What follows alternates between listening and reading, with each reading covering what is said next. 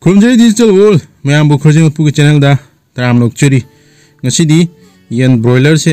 pum nekta khoi steam toroge adusu rice cooker da aduna sida lera half ko basing lo ura tillo spring onion ka adigi channam khamesin masi sina khoi tillo channam spring onion ku kum choraga thummo tosan ba aduna sigi yen pum sigi manung sida sigi mayan sing hapsan ba miyam dai na hajening bidi gidi cook and love thong thak pajang hak ngai thopang hak nok thok pagi video ngakni koi gi chapchabi recipe video na chade aduna ina sum thong thak pasi hapet video na semaga sum tawjabani miyam yengbiu sida sem sari basi aigi brother from another auntie da koi english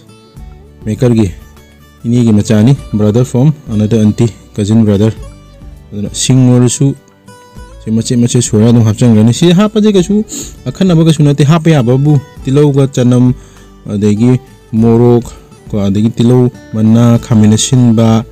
si adum hapa ya nga sagi masala na semi ba tilau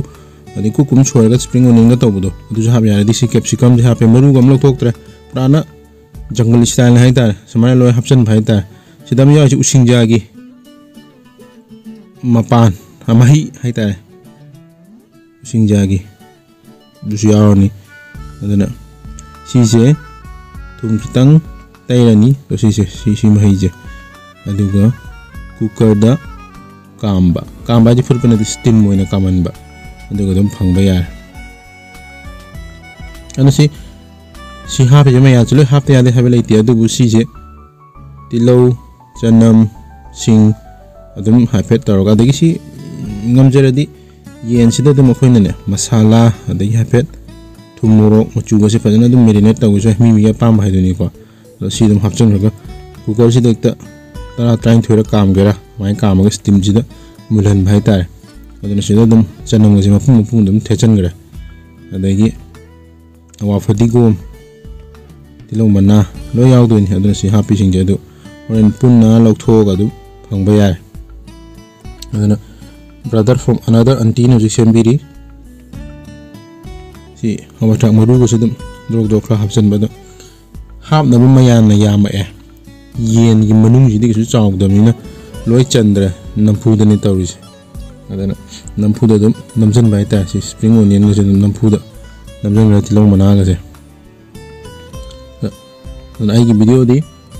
sabsabi recipe video na chade ai gi haki cook and love haina in playlist hon jabani thong thak pagi video sidang hak nok thok pang hak noi thok pagi matang ne duna sida ka su ai sabsabi kana go mangi recipe hot sin bana try sidagi direct to bana to su hapet thaidok thonin tawra ga dum thong ba yabani adu bu thong thak pajin haijeri sini nungsina essence leina uning changna da thong biu adum hawa dong adra sigi kuthong sidi am sam hai tare yen mapu ma mlauraga manung da khon hamning matillo combination ba capsicum nungsingkam hapchala dak taraga cooker da tholong kam bai wani se makan ji yama makan ja ba sane kalthala dum hapchang gi ba ko aduna yam lai ba recipe ni hai tare sidi kemta khuchang dre mayam bu sodi do hapchala dum do kam gi yare sigi poche dum khoina tarki achau da manung da ha pa ga pholaga oven achau da roast to bu bane ada roast to bu di atopa video na sema su si sina khoi steam da cooker da yam samna adum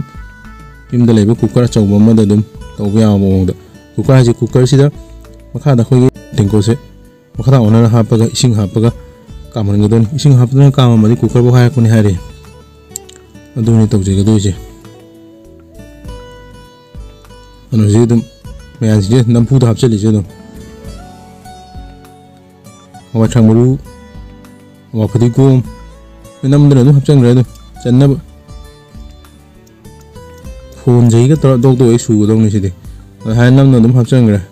ko adu si je to si cooker le re cooker si de ising ha pa ising je ha pa mutung da koi gi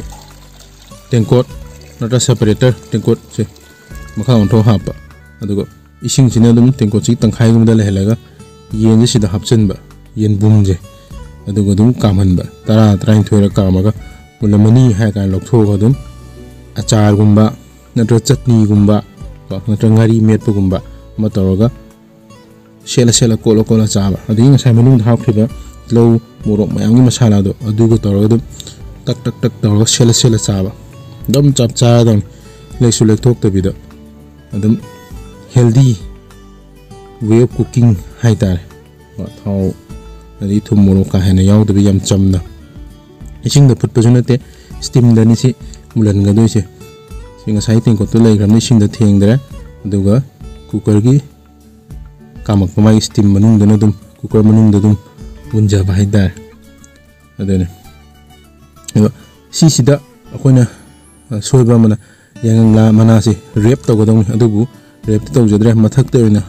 hapchale anau lete na kang moin tor aseng madu jiki da punna yangla sina rep to salaga torogadi yangla gi manam magi appetizer ne haita yangla manam je dona si smaina toraga kumjalaga fish adum trying to akoi di ngar ka kamam do male bai bai nung dangi thodok ni aduna jik si kam se aduna smaina adum ngar isai nung mai toyanga da ngar kulaka kamam do male cooker je aduna smaina kamalaga adum mase yare asi apet kam basena utkena kam basing ha yeng do sinusita halaga lokhoga yenge na tawbun aduna mayamna cham recipe si yum da try to view sab recipe ki video na to habet manthok mansin taro dum yare aduna mayamna video sub share to biramu ai channel sibu subscribe to biramu hoji cooker makum taraga apet manungi film दम तो यंग मिनसी कुकर की मनिंजे चलन बा हाइदे ngai ngam bai tar कुकर मनिन चबे दुना थांग जिना तरगा मनिन चललगा मनुंग दे याइबा मुल्लगा येन मपुंजो यंग न विंचंग मनि स्वाय ngai दी कसनो तो जो फलक नते तारकनी ngai दी क विंचंग मने बसुमजे यंग मिनसी